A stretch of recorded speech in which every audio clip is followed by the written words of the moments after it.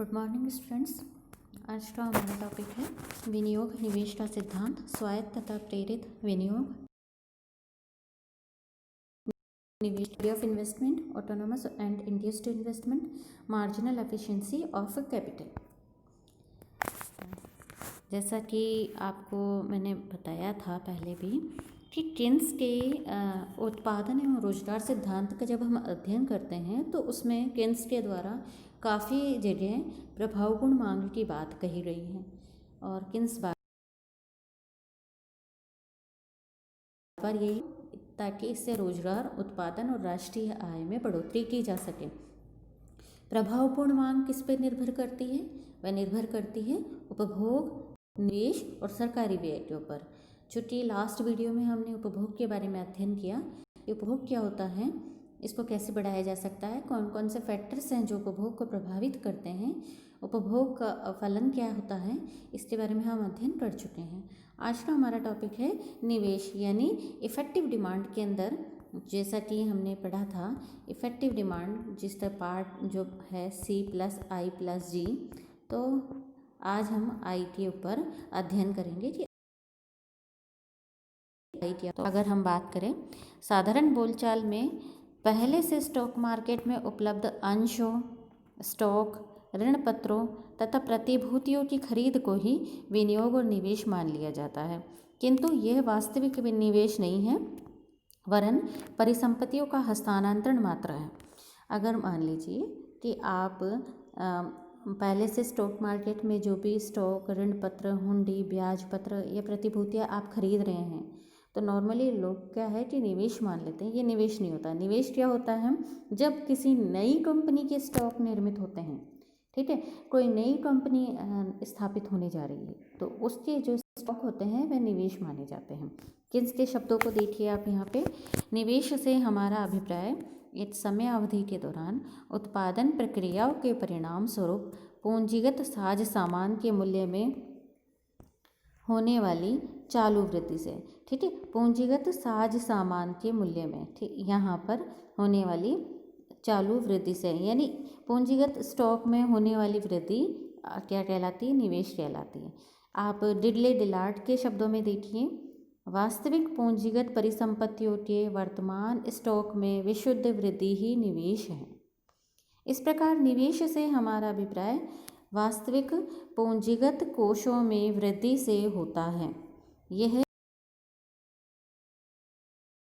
आय अर्जित करने के लिए पूंजीगत वस्तुओं के रूप में रखा जाता है, जैसे नए प्लांट एवं मशीनरी का निर्माण, फैक्ट्री, सड़क एवं भवन निर्माण, निर्मित एवं अर्धनिर्मित माल की मात्रा में वृद्धि, नई कंपनियों के शेयर या स्टॉक, ये सारे क्या है? आपके निवेश कहलाते हैं।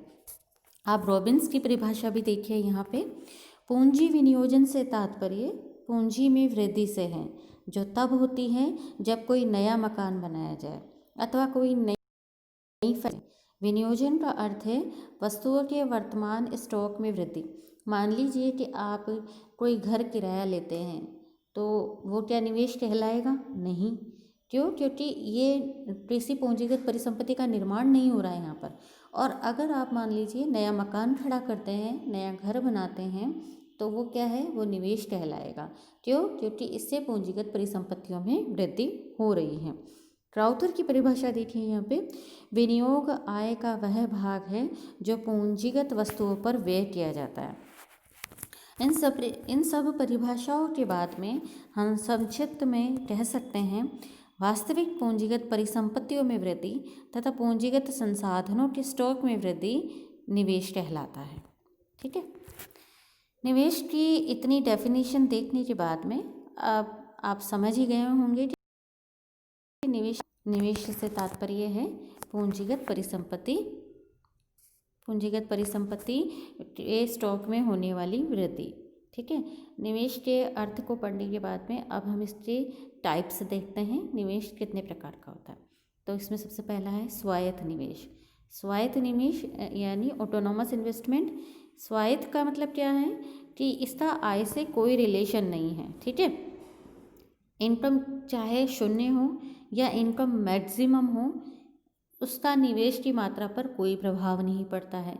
शून्य इनकम पर भी आप निवेश कर रहे हो और मैक्सिमम इनकम पर भी आप उतना ही निवेश कर रहे हो। ऐसा नहीं है कि इनकम बढ़ रही है तो आपने निवेश की मात्रा बढ़ा दी है, ठीक है, इसका कोई रिलेशन नहीं है। इसलिए आप ये डायग्राम देखिए, इस डायग्राम को देखने से आप समझ सकते हैं यहाँ पर आय जो कि एक्स अक्ष पर दी है और वाई अक्ष पर निवेश को दिया गया है। यहाँ पर सभी पॉइंट्स पे, इनकम के सभी पॉइंट्स पे आप ये देखिए निवेश की जो मात्रा है वह कांस्टेंट है, उसका आय से कोई रिलेशन नहीं है, ठीक है। यानी आय में कमी या वृद्धि होने से निवेश में कोई परिवर्तन नहीं आता है। आगे देखते हैं प्रेरित निवेश। प्रेरित निवेश क्या होता है? Induced investment is income and profit motivated, ठीक है। अब आप यहाँ शब्द देखिए, induced investment is income and profit motivated, यानी इनकम और लाभ से मोटिवेट होते हैं ये निवेश। यानी अगर आपकी इनकम बढ़ रही है या मैं कहूँ प्रॉफिट बढ़ रहा है तो आप क्या कर रहे हो, आप निवेश की मात्रा भी बढ़ा रहे हो। यानी निवेश की मात्रा में कमी कब आ रही है? जब इनकम और प्रॉफिट कम होता है। बढ़ोतरी कब हो रही है? जब इसमें बढ़ोतरी होती है। तो प्रेरित निवेश को अगर मैं कहूँ यह है आय तथा लाभ का फलन है तो गलत नहीं है। यानी इंड्यूस्ड इन्वेस्टमेंट किसके ऊपर डिपेंड है? इज़ द फंक्शन ऑफ, आप कह सकते हैं इनकम और प्रॉफिट, इनका क्या कह सकते हैं आप, ये फंक्शन है, डिपेंड ऑन दिस। प्रेरित निवेश आयलोचात्मक होता है, इनकम इलास्टिक। इसका मतलब क्या हुआ इनकम इलास्टिक का मतलब? इसका मतलब है ये इनकम से प्रभावित है, ठीक है। इनकम जिस तरीके से परिवर्तित होगी ये आपका जो निवेश है ये भी परिवर्तित होगा। अभी डिपेंड करता है लोचदार होता है या बेलोचदार होता है,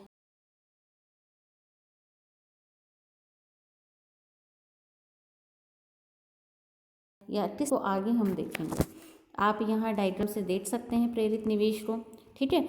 यहाँ डायग्राम आप देखिए, एक्स अक्ष पर आपका इनकम दिया हुआ है, वाई अक्ष पर निवेश है, ये इंड्यूस्ड इन्वेस्टमेंट है, ये कर्व आपका।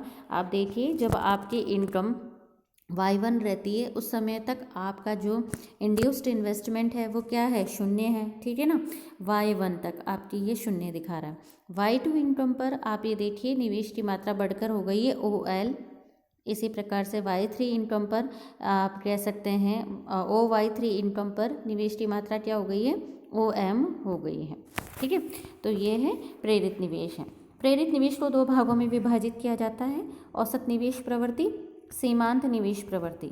औसत निवेश प्रवृत्ति यानी API कैसे डिसाइड होता है? ये डिसाइड होता है कुल निवेश में कुल राष्ट्रीय आय का भाग दे दीजिए आप, यानी जितना निवेश कर रहे हैं, मान लीजिए कि राष्ट्रीय आय मान लीजिए आप 120 करोड़ रुपए हैं और आप उस राष्ट्रीय आय में उस समय उस परिस्थिति में आप 60 करोड़ का निवेश करते हैं तो API कितना होगा? API होगा 60/120, ठीक है। और इसे आप काट के आप इसका उत्तर ज्ञात कर सकते हैं API क्या है। इसी प्रकार से सीमांत निवेश प्रवृत्ति ये कैसे ज्ञात की जाती है?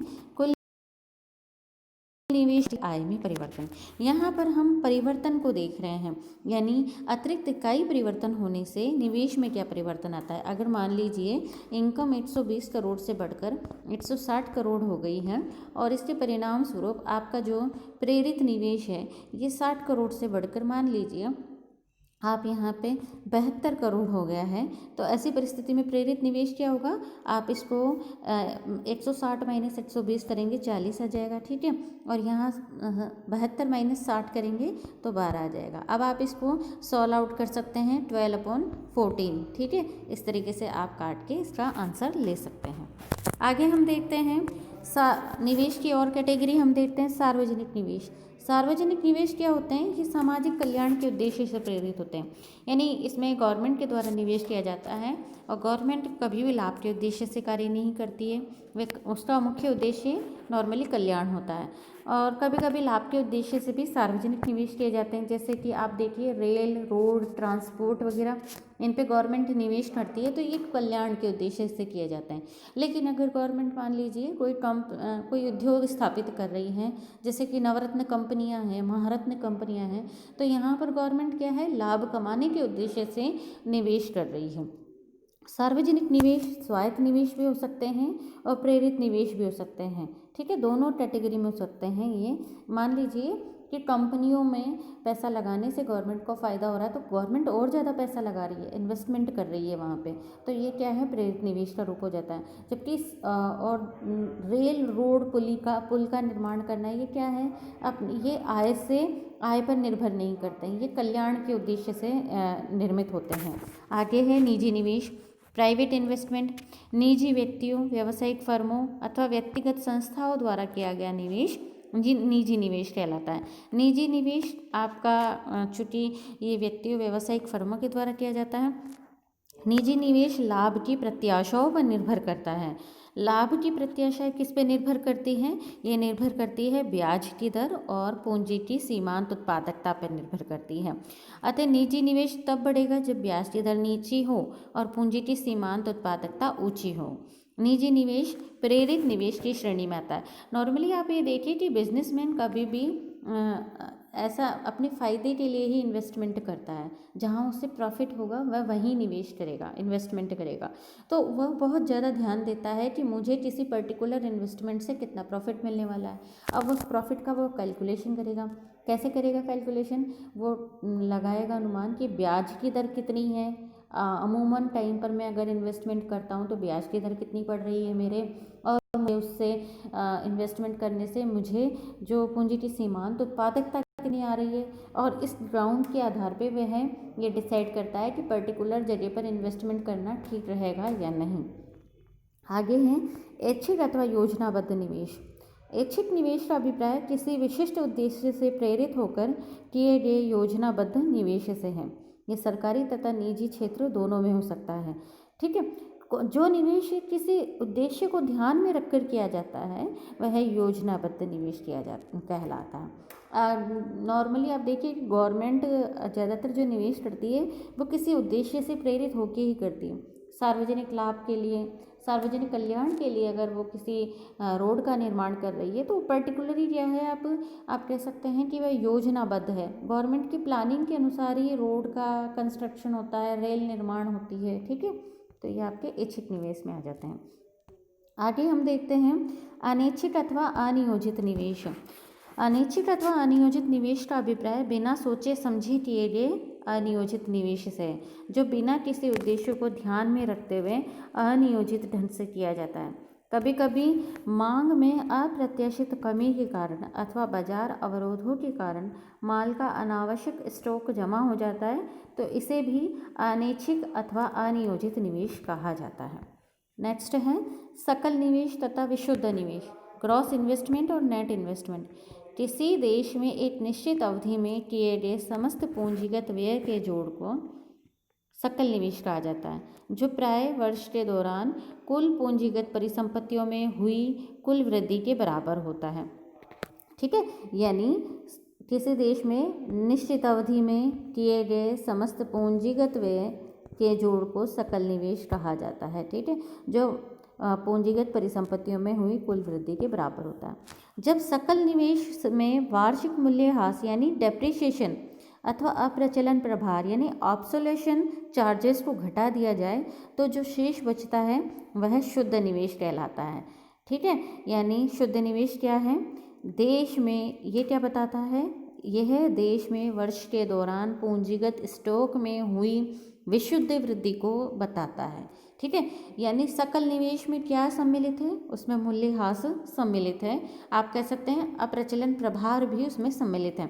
और जब हम शुद्ध निवेश की बात करेंगे तो सकल निवेश से शुद्ध वार्षिक मूल्यह्रास को घटा देंगे तो जो शेष बचेगा वह शुद्ध निवेश कहलाता है। ठीक है, तो डेप्रिसिएशन को जैसे ही उसमें घटाते हैं तो आपके पास में शुद्ध निवेश आता है, और जैसे ही उसे जोड़ देंगे तो वो आपका क्या कहलाता है, सकल निवेश कहलाता है। आज के लिए इतना ही, धन्यवाद।